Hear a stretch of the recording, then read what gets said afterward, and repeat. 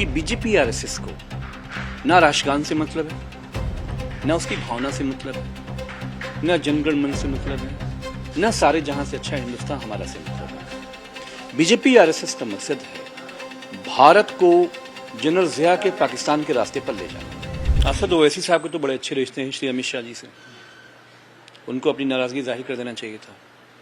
But Samajwadi party का जो एक टेक है वो ये है कि बीजेपी आरएसएस को ना राष्ट्रगान से मतलब है, ना उसकी भावना से मतलब है, ना जनगण मन से मतलब है, ना सारे जहां से अच्छा हिंदुस्तान हमारा से मतलब है। बीजेपी आरएसएस का मकसद है भारत को जनरल जिया के पाकिस्तान के रास्ते पर ले जाना, जहां एक धर्म का प्रभुत्व होगा, एससी एसटी ओबीसी माइनॉरिटी वाजिबुल कत्ल होंगे, कॉर्नर्ड होंगे, उनके अधिकार सीमित होंगे, वोटिंग राइट्स छीन लिए जाएंगे।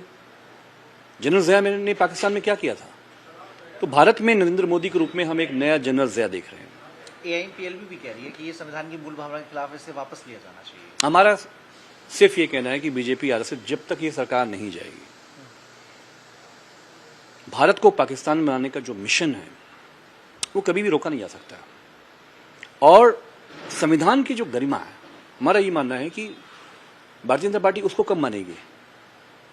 हमारे देश में जो फेडरल स्टेट का कॉन्सेप्ट है, हमारे उनसे राज्यों से रिश्ते हैं, उनके साथ हमारा एक करार है।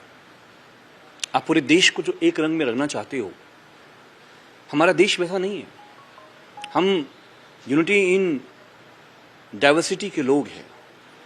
बट बीजेपी आरएसएस को हम बहुत मुबारकबाद देना चाहते हैं कि आपने जनरल जिया का जो रास्ता इख्तियार किया है, जो पाकिस्तान के लोग भुगत रहे हैं, भारत के लोग भी जल्द इसको भुगतेंगे।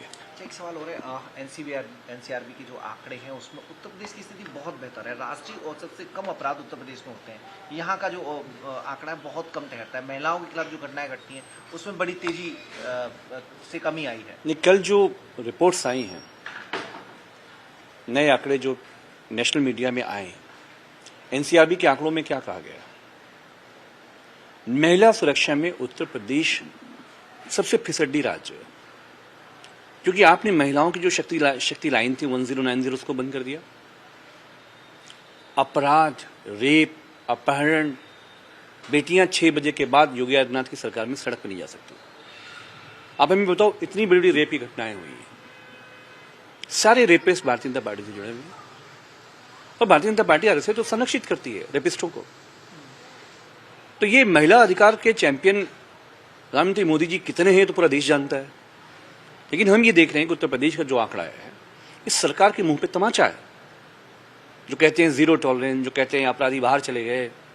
हमारे जौनपुर में एक दूल्हा बेचारा, अभी उसने अपनी जिंदगी का पहला कदम भी नहीं रखा था, भारतीय जनता पार्टी से जुड़े हुए हत्यारों ने उसका कत्लेआम किया, और आज तक बुलडोजर नहीं चला जौनपुर में, क्योंकि वहां क्रिकेट खेलने वाले लोग काफी हैं। वो भी क्रिकेट खेल रहा है,